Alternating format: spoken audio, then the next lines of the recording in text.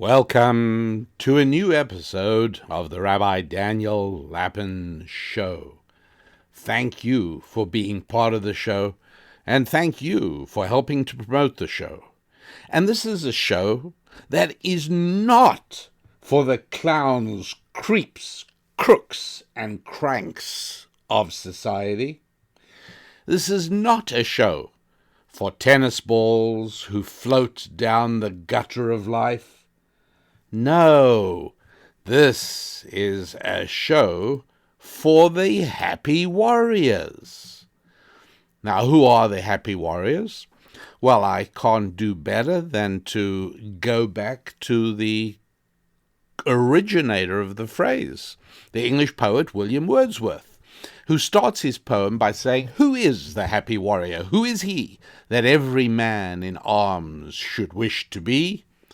It is the generous spirit," and he carries on talking about that. And finally, the closing of the poem is, "And he finds comfort in himself and in his cause, and while the mortal mist is gathering, draws his breath in confidence of heaven's applause. This is the happy warrior, this is he, that every man in arms should wish to be." And that just resonates with me because that really is who I try to be, and how Susan and I try to make our children grow to be. One of the things we taught our children to memorize when they were little was William Ernest Henley's poem Invictus. It's a short poem, by the way. If you don't know it, it's really worthwhile taking a look at. You might say you're not big into poetry, and I'm not big into poetry, but every now and then there are people, and we call them poets, who have captured the ability to convey intense emotion with an absolute minimum of words. And William Ernest Henley's poem Invictus ends with the words, and I mean, this is so befitting a happy warrior, right? Here are the words: "I am the master of my fate. I am the captain of my soul." How good is that? Because we're not tennis balls floating down the gutter of life. And that's why I regard it as an honor to serve you, every one of you listeners, to this Rabbi Daniel Lapin Show, because we're all happy warriors. Look, to live productively, there is no alternative. You have to fight every day. You have to fight against the forces of entropy, if nothing else.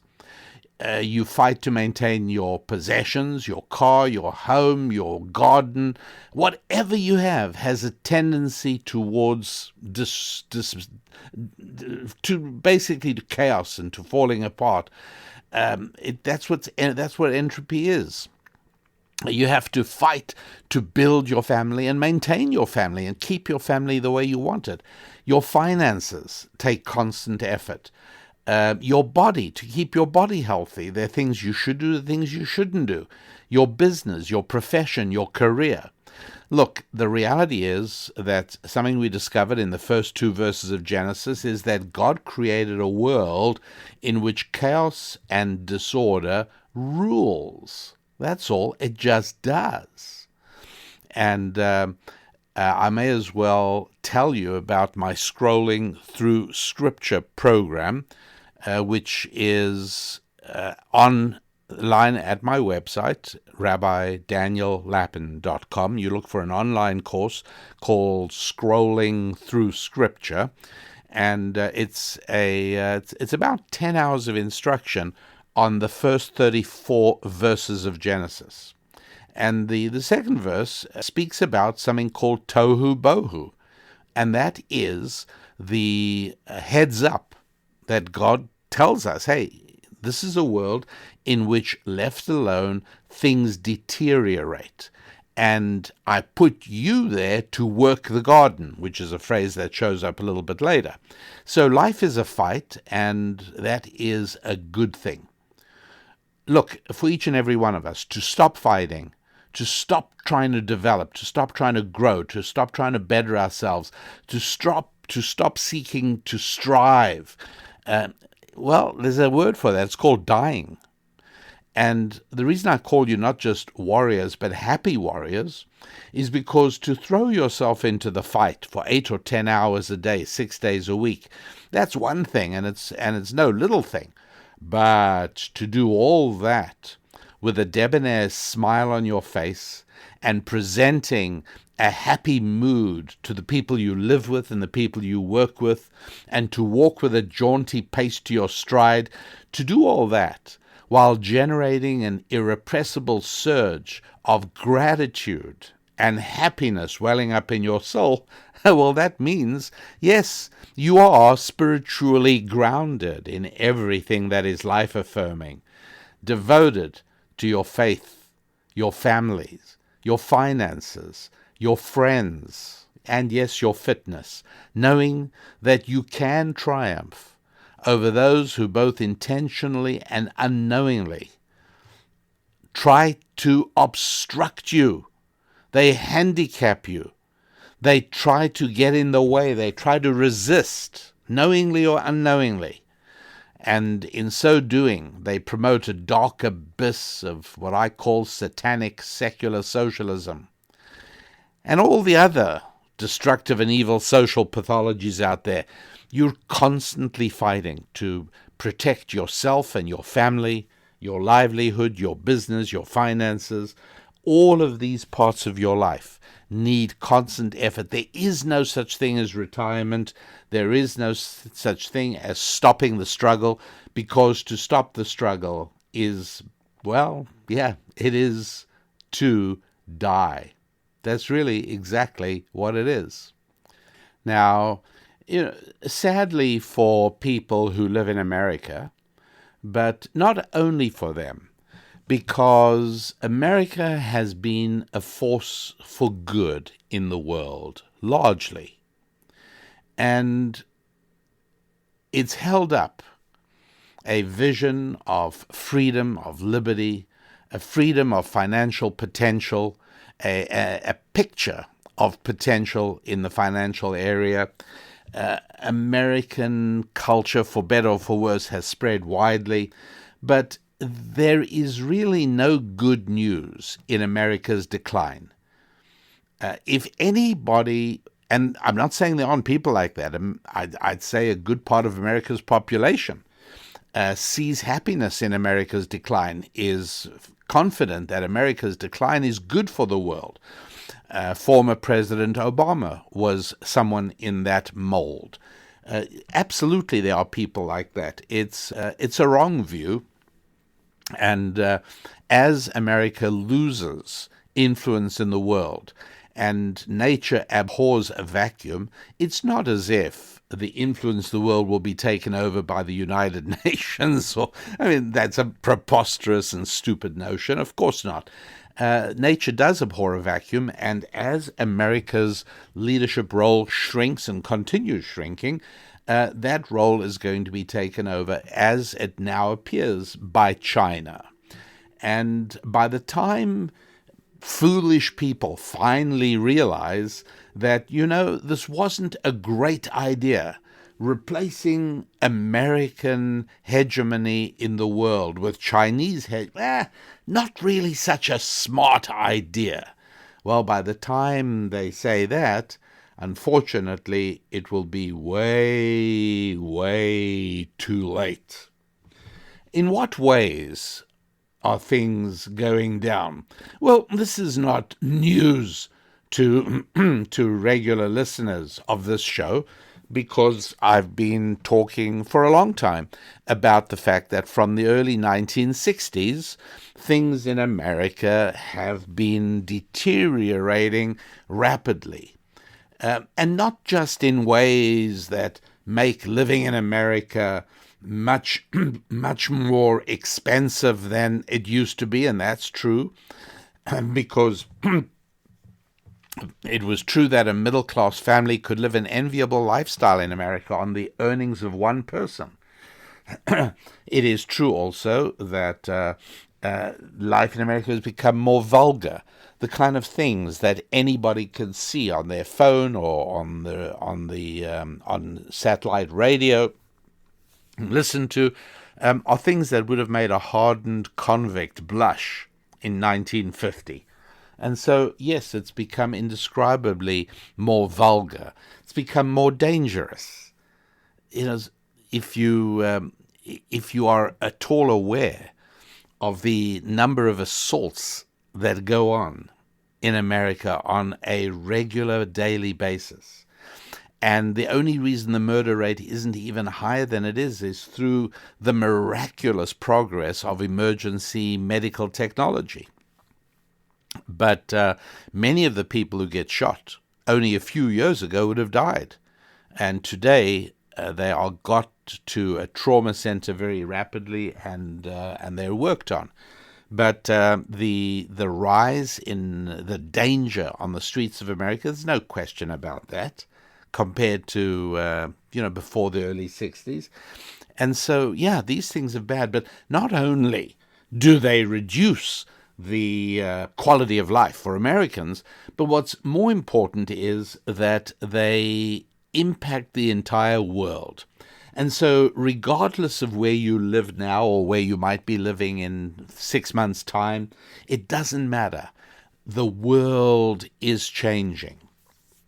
And what we should talk about are what are the things that you should be doing in order to position yourself as best you possibly can for those developing changes. The main four areas in which we find that things have changed in America are educational standards. And by the way, four is just my way of dividing it. I'm sure there are plenty other ways of categorizing it. But educational standards have plummeted. In other words, America's ability to graduate people who can function in a modern economy. I'm not talking about, pardon me, I don't know what's the matter with me. I'm not talking about graduate degrees in computer science. I'm talking about people coming out of school, coming out of 12th grade with an ability to read, not watch television, but an ability to read, an ability to write, and an ability to do arithmetic, all right, at a reasonable level.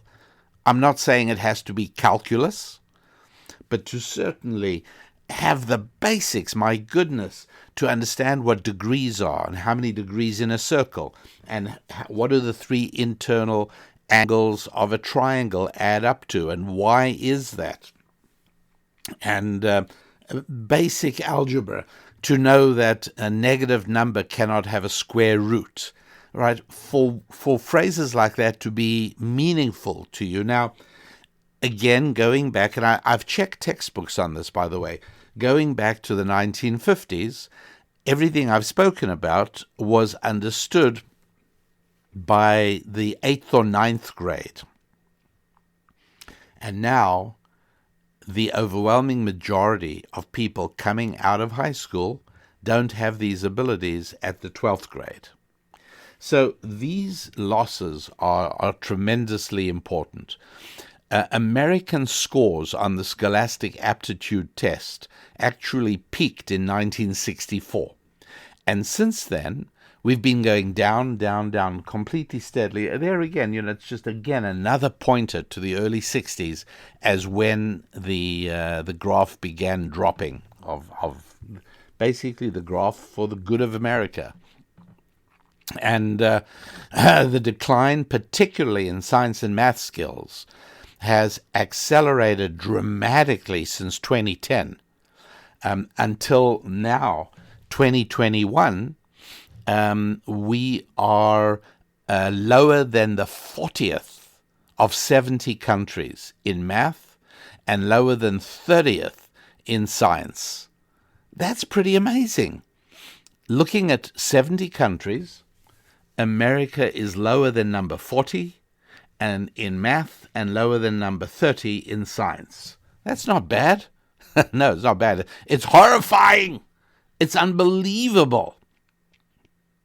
And so this, again, in a relatively short period of time, we were literally at the top of the list in 1964, on top. And now all the way down. And you know what makes it so irritating is that none of these 70 countries spend more public money on education per child than America. Right? None of us. No, none of these countries around the world spend more on education.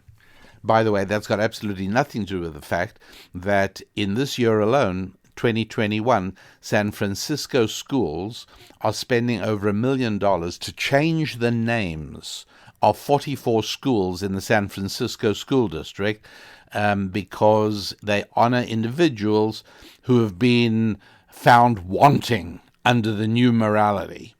So schools in San Francisco named after George Washington, Thomas Jefferson, Abraham Lincoln, Paul Revere, all losing their names. I shudder to think who they're going to be named after, but not even counting that $1 million that's being spent in San Francisco, America spends more per child on education than any of the other 70 countries, and we're still past number 40. We're lower than 40 in math and lower than 30 in science. So how can this be good news? And of course, what we do is we just lower the standards. So now graduation does not require any of those things. But then, obviously, what happens is that those people graduate, they are not ready to be employed, and so the government throws onto private industry the task of fulfilling its own unmet promises. And so now there are for-profit companies that supply basic education to new recruits in American business and industry. So if you're running a factory and you have some numerically controlled tools, machine tools, and you expect your people to be able to use a spreadsheet and to have basic calculating ability, you're stuck because you need to hire people, but you can't get people who have those abilities, let alone the softer skills of punctuality and resilience and determination, not even worrying about those things. So what do? You have to spend money bringing in people to hold classes during paid time. So you are paying your employee however many dollars an hour it is, and you're paying the trainer to be coming in, and you have to do that because the person you've hired out of high school is essentially unemployable. So this is a very big problem. And for those that go to college, well, obviously they've just had to lower the standards at colleges because colleges now have to do what was previously done in 4 years of high school, now gets done in 4 years of college. And so, not surprisingly, it is very difficult to see a way for America to retain any position of eminence in science, in finance. I mean, you can't.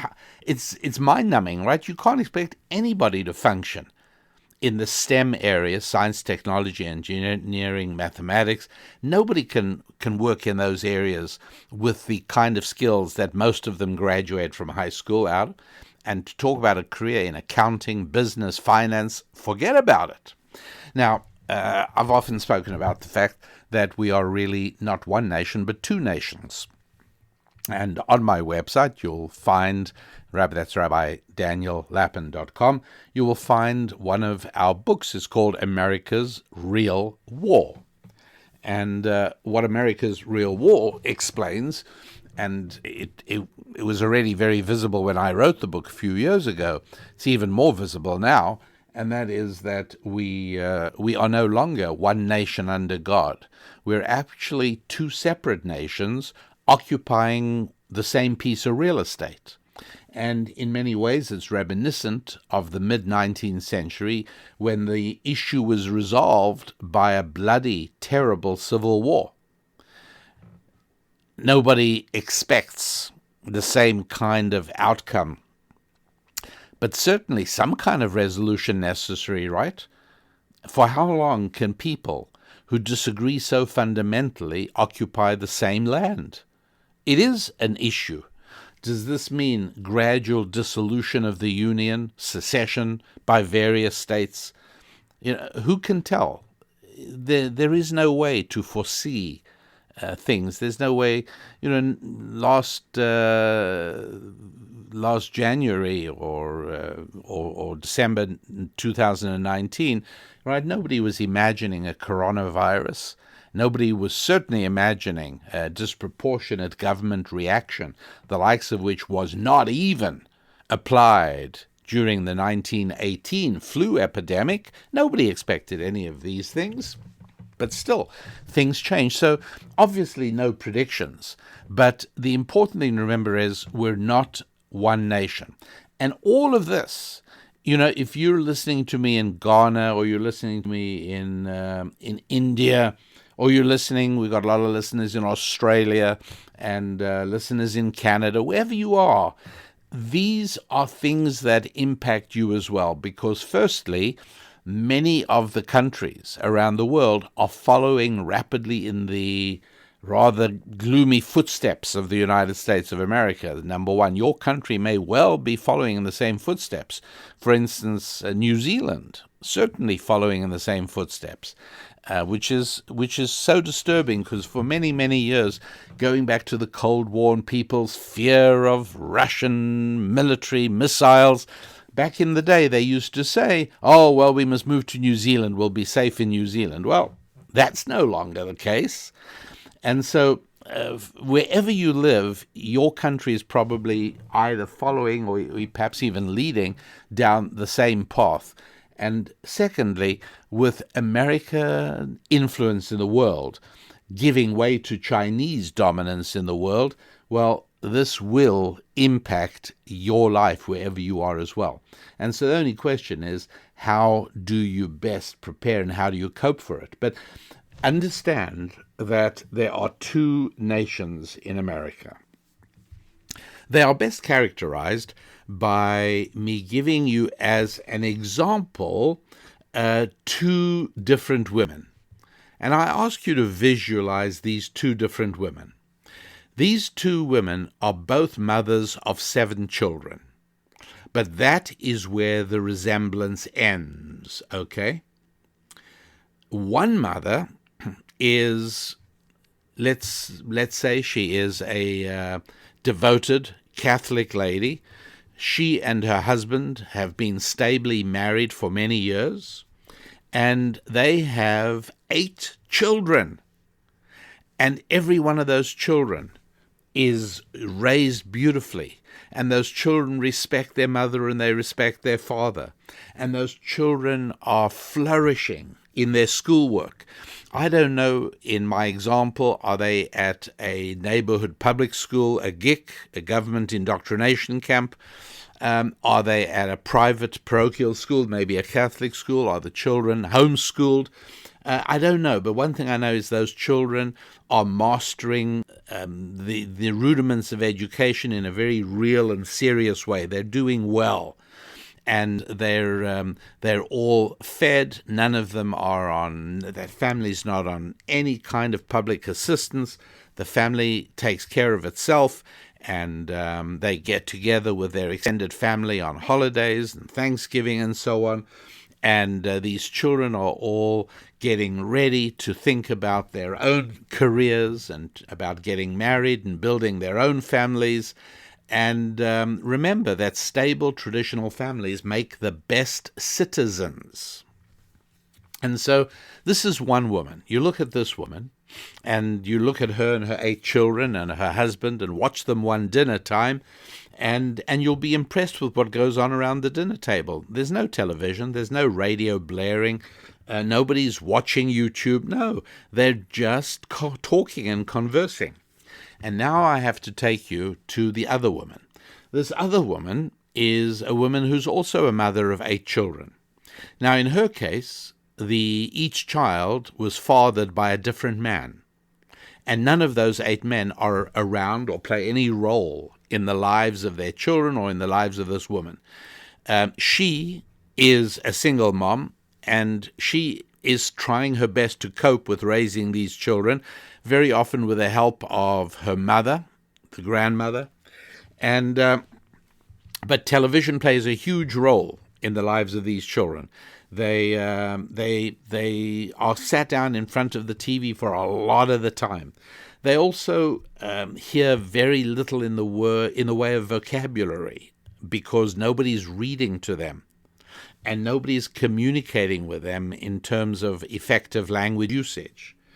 They also witness dysfunctionality. They witness criminality. They witness violence.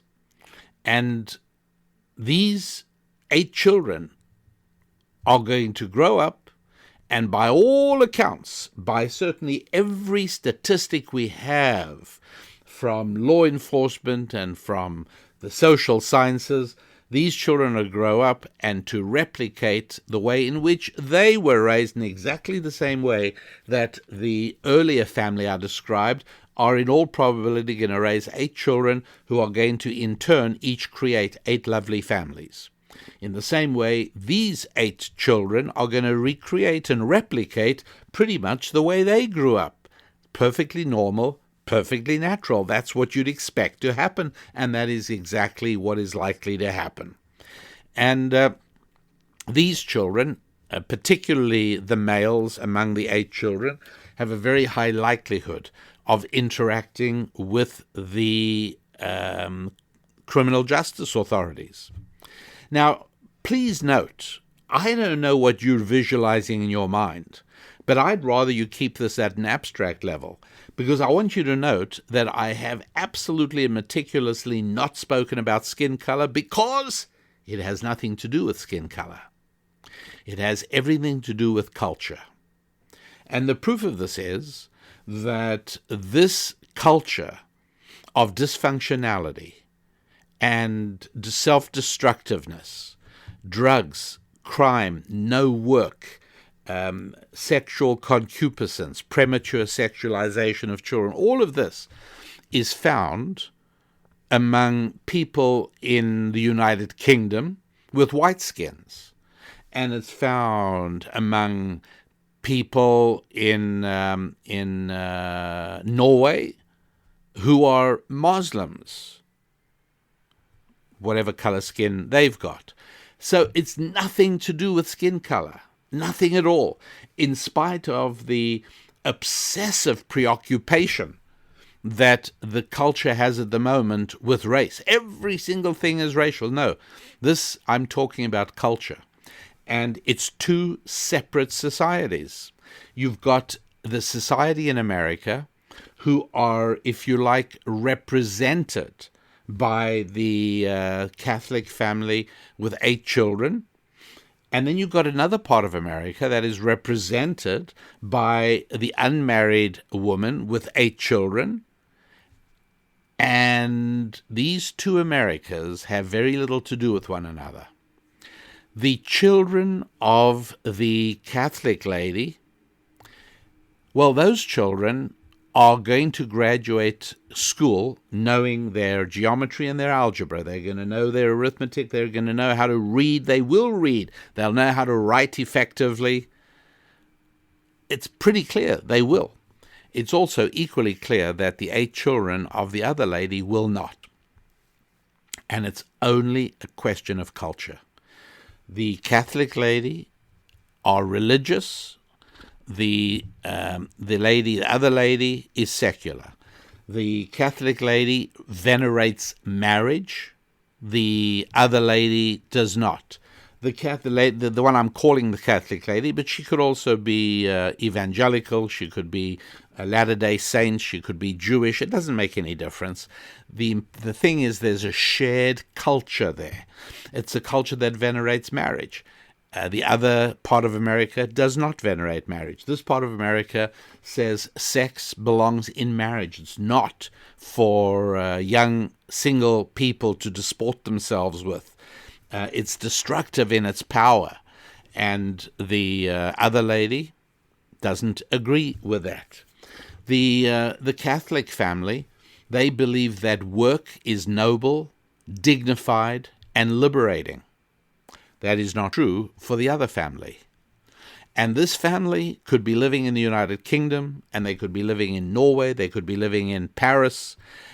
It is a culture that is growing in expanse today, with more and more people buying into it and becoming part of that cultural belief. It's a cultural belief that dominates all of American television entertainment today. And so, obviously, it's no surprise that it is spreading widely and dramatically. What do you expect?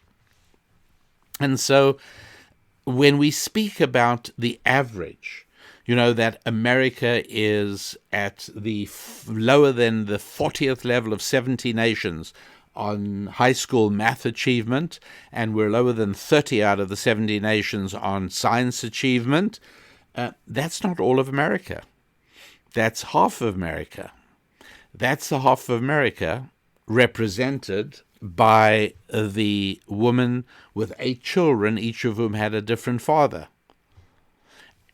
But the part of America represented by the family with 8 children who are doing very well in school. And so if we only measured that part of America, which obviously is impossible, but if we only measured that part of America, we would probably be in the top 5 in math, in science, easily within the top 5, because there is a cultural commitment to education and learning.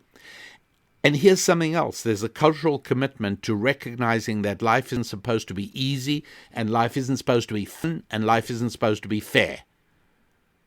Right? I'm sorry. Doesn't mean they're not fun moments. Doesn't mean they're not. All times should be happy. We're happy warriors. But that it should necessarily conform to our view of what means fair, or should conform to what we think is fun, no. Or that it should be easy, and that the only reason it's not easy is because of the color of my skin, or the shape of my nose, or the lack of symmetry to my face. No. Nobody has it easy. If you want to progress, if you want to grow, if you want to develop, if you want to improve, you want to better yourself, you want to get somewhere, it's not easy. And so that family is raised, the father and the mother raise their children to respect education, to respect effort, not to expect things to be easy, to enjoy and revel in the struggle, to essentially be happy warriors. How the children raised on the other side? Well, they're not even actually raised. They just sort of fall into the world and just find their way as best they can. And some of these mothers are doing their best. Others are negligent. That's just the reality. That's what, it's hard for one person to raise children. It's just plain hard. And if you don't have a culture shaping a community around you, then it's almost impossible. No, it's not almost. It is quite impossible. And so it's no surprise. 2 separate Americas, taken as a whole, we're at, lower than the 40th nation in math, lower than the 30th nation in science. If you only took the part of America that is shaped by Judeo-Christian Bible-based culture, then we would be in the top 1, 2, 3, 4. And if we only took the other part of America, it would be far lower than 40 and 30. It would probably be down at 68 or 67 out of 70. Seriously. Just ask yourself, what a 15-year-old child tragically brought up in that environment I was describing, what chance does that child have? What does he know? He's virtually illiterate and mathematically completely illiterate. What chance does he have, especially in a modern world and a modern economy? Not much. And so this remains a huge problem in America. And because there is such a deep-seated hatred for the Judeo-Christian Bible-based culture that built Western civilization and that brought about the miracle of modern America, since there is so much hatred towards that biblical culture, they are completely opposed to the idea of attributing these differences in performance in America to culture.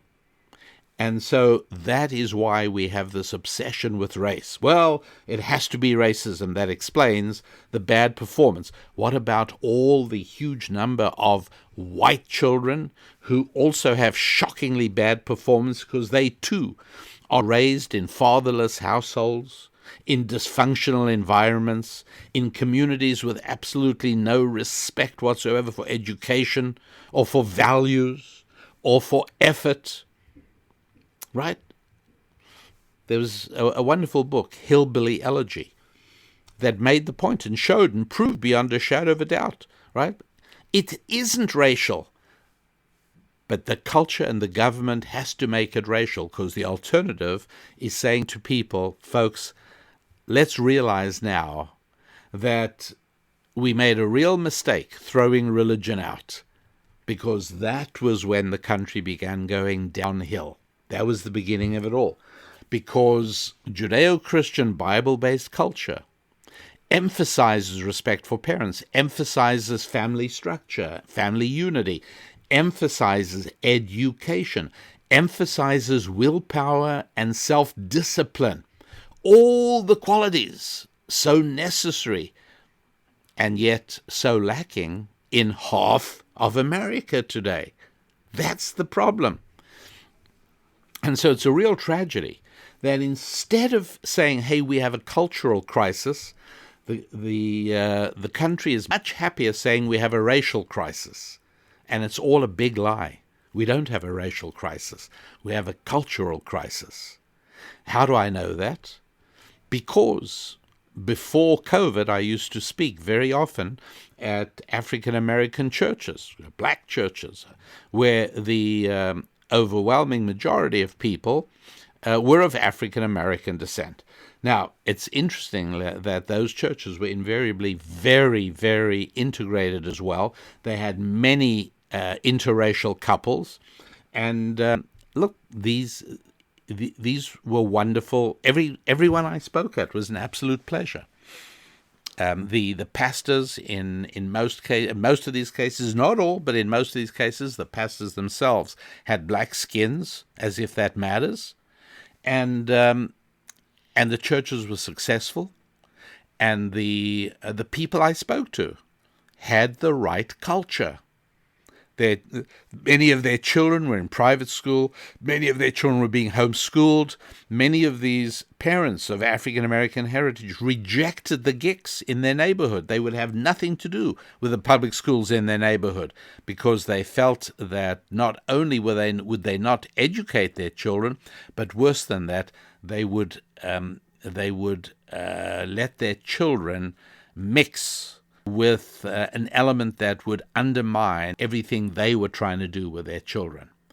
And so, friends, I'm very fortunate because at least prior to COVID, I get to see a whole huge, beautiful cross-section of the United States of America. In a typical year, I would speak in at least 30 different churches, right? Not counting speeches I did for business organizations or synagogues. I almost completely quit speaking for colleges a few years ago.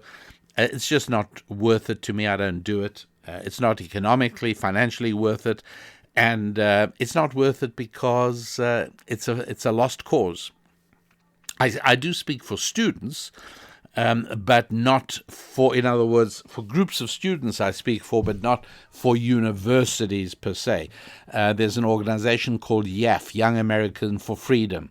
It's a wonderful organization. I speak for them quite often, and they are fighting a valiant, marvelous struggle to help solidify college campuses and to provide a home for conservative college students who do not want to buy into the craziness of the campus.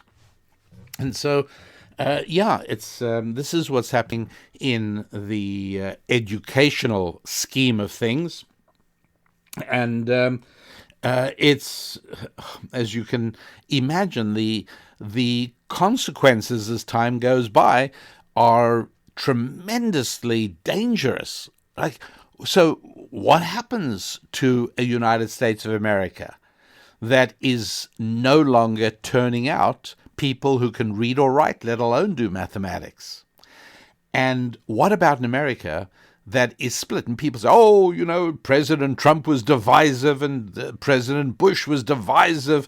President Obama, now, he was a saint. He wasn't divisive at all. Look, it's not presidents that make people divided from one another. It's culture. It's very simple. This Catholic mother I was telling you about, if you put her at a table at Starbucks coffee, and you put at the other side of the table the mom with the other 8 children I spoke about, and you bring them 2 double thin, skinny mocha lattes, and you say to them, please just enjoy a conversation. We just want to put a microphone there, and we want to hear the sort of things you talk about. They don't have a whole lot to talk about. Now, some people are going, well, they could discuss their common motherhood. No, there is no commonality to their motherhood. Don't you understand? There is no shared experience. They have literally nothing to talk about. They are divided. That's the divisiveness, right? They don't hate one another. They don't dislike one another. They just have nothing in common. There is no basis for communication. There's nothing there. They're not talking to each other. They can't. Because it's very difficult to have meaningful communication with somebody with whom you have no shared values. And that's really important to understand. So the country is divided. We need a president who's going to pull us together. Joe Biden, yay! Oh, fantastic! Oh, how foolish can people be to think that that is a reality? Oh, Joe Biden is president, so the 2 ladies I've been painting a picture of you for at the Starbucks table, oh, Joe Biden is president, now they can talk. No, it's not how it works. The country is divided, and it's not divided economically. Please know that. And believe me, I've traveled, I've been around, I've seen people of every economic level, I've seen people of every skin color, and they are as committed to the Judeo-Christian biblical values that build family, that build finance, that build prosperity, that build stability on a societal level. They are as committed to those values as I am. It's nothing to do with financial bank accounts, got nothing to do with skin color. It has only to do with culture. It has to do with what your value system is. That's all it's about. Please believe me on this, I beg you, because it is, for people to understand this, is literally the only hope. How many times does it happen? How many times do you hear people saying, poor children don't get the same education as rich children? You hear people saying that all the time. And it's a lie. Let me explain to you why that is.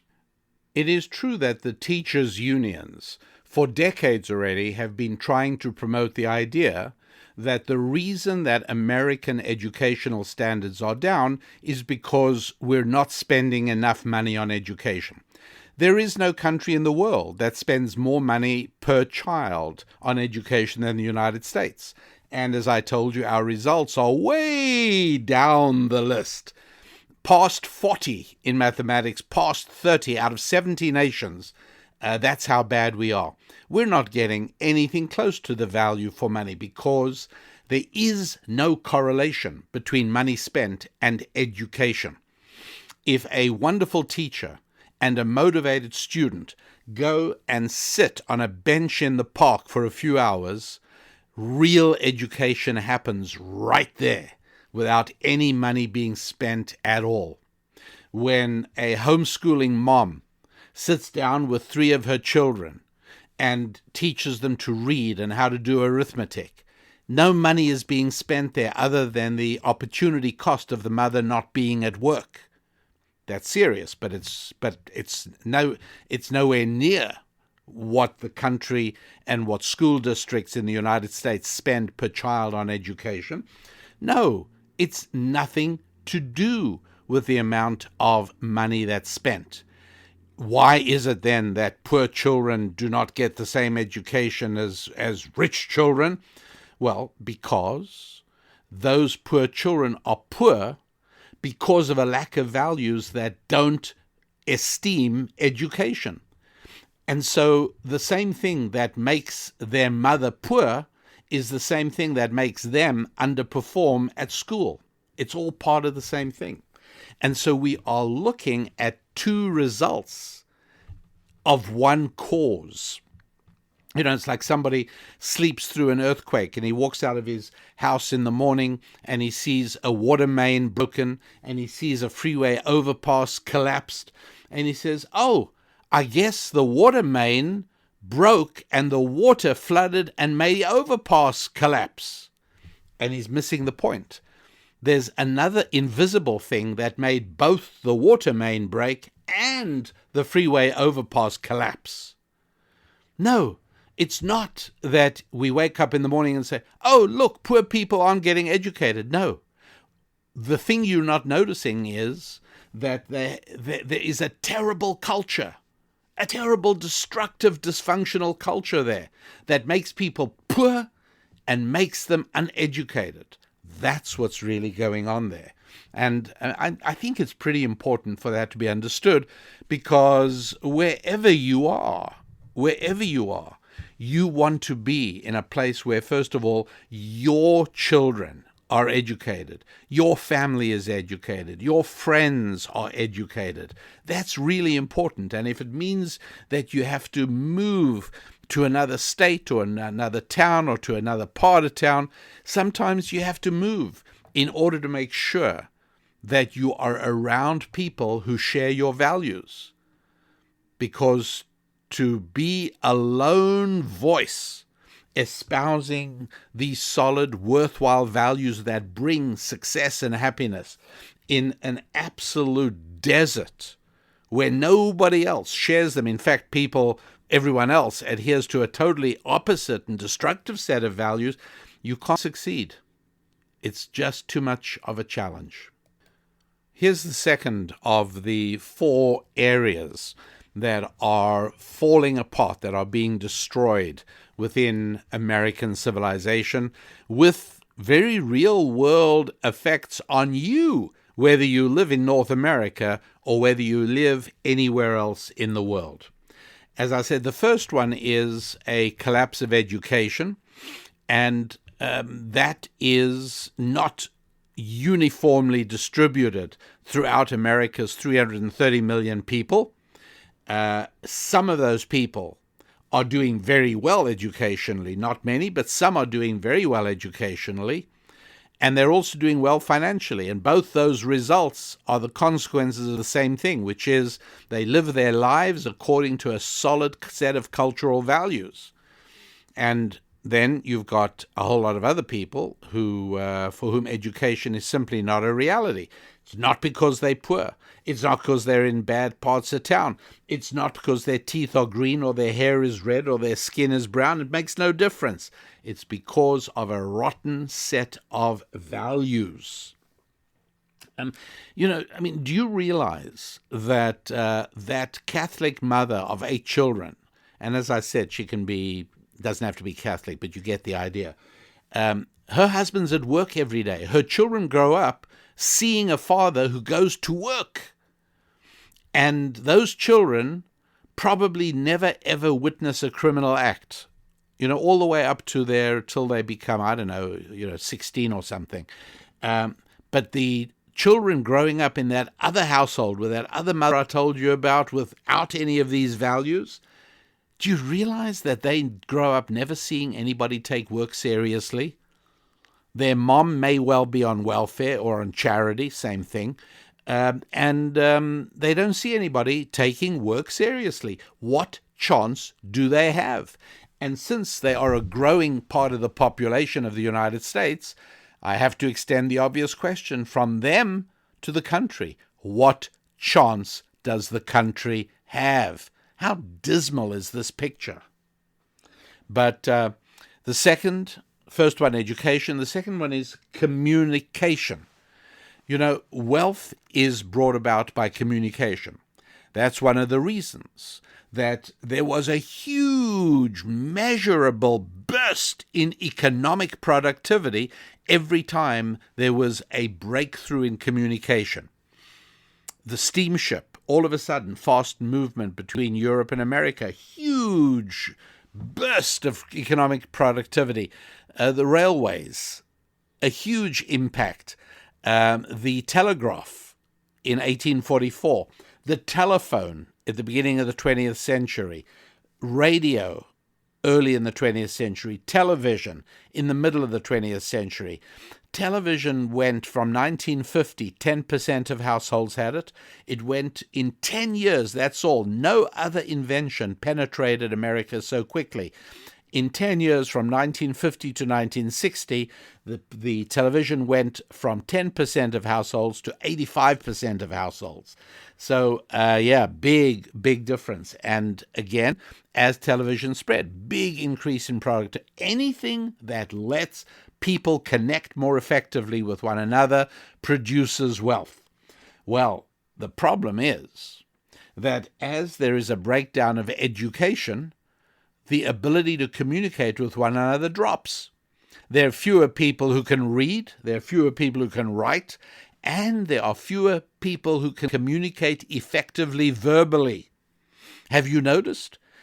I think that one of the reasons for the proliferation of obscenity in everyday speech, including in entertainment today, is because so few people can express themselves and they look for extra words. Instead of finding a good adverb, they use a four-letter word. Instead of using a good adjective, they use a four-letter word because they simply don't possess the vocabulary. So if people can't communicate effectively, there is going to be a noticeable impact on the economy. It takes a little while to ripple through, but diminished communicative ability, which is a given, I'm afraid, has to have results of diminished economic output. It just absolutely has to happen. And it's not only that, but it's also the cultural clash. Since the country is divided into two, seen so obviously and clearly in the elections. And again, it's not a racial distinction. It's a cultural distinction. It was exactly the same as the cultural distinction we saw in Great Britain in the battle over Brexit. It's exactly the same thing. It's two separate opposing cultures. There are rich and poor on both sides. There are black and white on both sides. There's male and female on both sides. There's people of every religion on both sides. The fundamental difference is the shared culture. Each side has its own culture. And there really is, I think it's a very convenient way to depict the cultural distinction as the woman who, together with her husband, are raising a religious family of 8 children, and a single mom who may be with her sister or her mother is raising 8 children, each with a different father. These are real pictures. These are real people I'm describing, and there's huge numbers in the United States of each of these types of women. And woman A voted for Donald Trump. Doesn't mean she loves everything about Donald Trump, but she realizes that in this cultural clash in the United States, she knows which side she's on, and she was on the Trump side, not the Biden side. The woman who, on the other hand, has 8 children, each from a different father, she voted for Joe Biden. It's predictable. This is not a doubt. It's very clear because her entire cultural class believes in that worldview exemplified by the Biden administration. It's simple. It's 2 different schools, which again means that it's harder and harder to communicate effectively. you get to the point where even within companies, there are awkward circumstances, and there are special training classes, diversity classes, and so on, designed to make it possible for the company to work more smoothly, and their only effect is exactly the reverse. What they do is produce the opposite. There is a mythology going around that diversity is good for business, right? All that is again, believing that the whole problem is skin color and race, and that they have to bludgeon companies to hire certain types of people. It's simply not true. Companies will hire people of any color as long as they have the right culture. That's all. It's so clear and so obvious. And so the diminished communication is a problem. You need to be with people with whom you can communicate. The next thing is the diminished support for the family. In other words, there is a growing war, if you like, family values. All right, now, the first thing people do when I speak about this in public, some people will come up to me afterwards and say, well, I know this rabbi who did a really terrible thing to women, or I know this pastor who had an affair. Or, yeah, okay, and so what? And I know a Tesla car that flew into space. Doesn't mean your car can fly. So you only need eyes in your head to realize that in general, religion is supportive of family and secularism is hostile to family.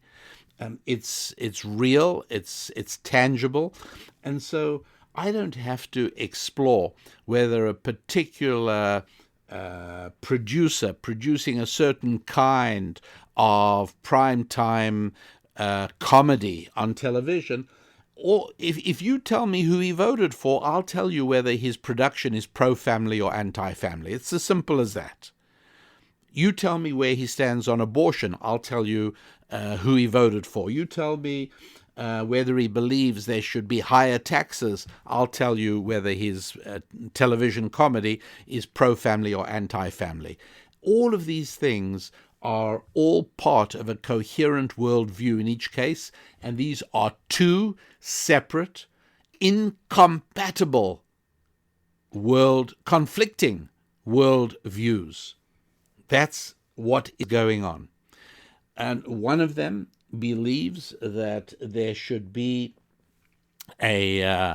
that there should be strong families. One believes that families aren't important. Families can be whatever you want them to be or nothing at all. One side believes that people thrive with financial independence. The other side likes to see people carried by the government. They want public dependence.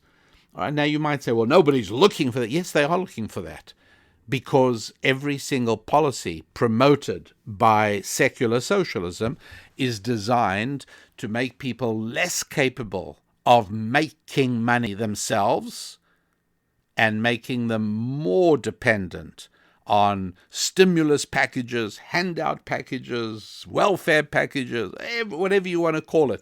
It's always the same. It's always exactly the same.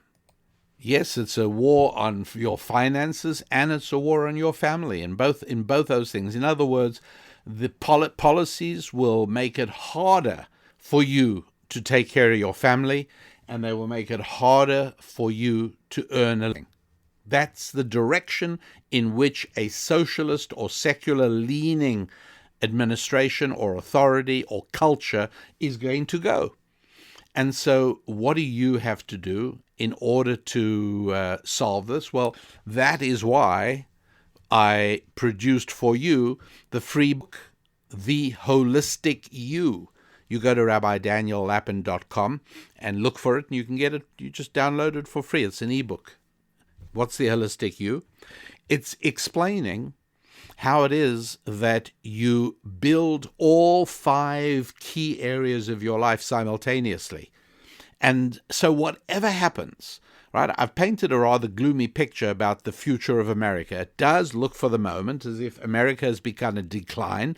But as I've explained in an earlier podcast, and you can go back and see it, that, saying, do we only have 6 more years was the name of the podcast. Nonetheless, that doesn't mean that everything falls apart and peaceful, law-abiding people can no longer live in that country. That's not true at all. I'm not saying that. But I am saying this would be a really good time to build your finances, because the better the shape of your finances, the better you will be able to deal with whatever's coming down the road. You don't need me to tell you that those people who had a year's worth of cash in the bank were able to deal with the COVID crisis or the loss of job. They were able to deal with these things much easier than people who were living day to day. And that is a reality. It's hard. There's no question about it. Spending is more fun than saving. Spending is more fun than investing. But something I'm sure you listeners, you happy warriors, have discovered, and that is that as your nest egg grows, as your savings begin to flourish, that in itself becomes a source of great pleasure and real delight, and a source of encouragement that stimulates you to keep doing that and to increase it. So it's not just a case of saving, it's a case of increasing revenue, so as that the amount you are able to save and invest begins to be significant. And so that's why a very important part of what we teach has to do with finances, and a very important part of it has to do with family, and a very important part of it has to do with friendships, because all of those things interact with one another, and they all play a part in making sure that your life is moving in the right direction, and that you have the ability to defeat the resistance that always crops up in the form of people, or in the form of invisible forces, or in the form of governmental authority, all these things that tend to resist everything good that you are building in your life. You have to have the ability to resist them. You have to have the ability to defeat them. And you do that by building your 5 Fs. That's as far as we're going to go for today's show, ladies and gentlemen. You happy warriors, thank you for being with me. Thank you for being in touch and letting me know how you're doing at the Contact Us tab at the website, rabbidaniellapin.com. Thanks for reading our weekly thought tools, our weekly Susan's Musings, and our weekly Ask the Rabbi. Thank you for spreading the word about this podcast, letting people know how to find it. And I really enjoy growing it, and I enjoy watching the numbers grow. That encourages me in the same way that you watching your own numbers grow encourages you and fills you with a deep sense of accomplishment, and that brings about a deep sense of happiness. So I wish you that happiness that comes from feeling growth in your relationships with your finances, your relationships with your friendships, your relationships with your family, your relationships with your faith, and with your own body, with your own physical fitness. Until we meet again next week, I'm Rabbi Daniel Lapin. God bless.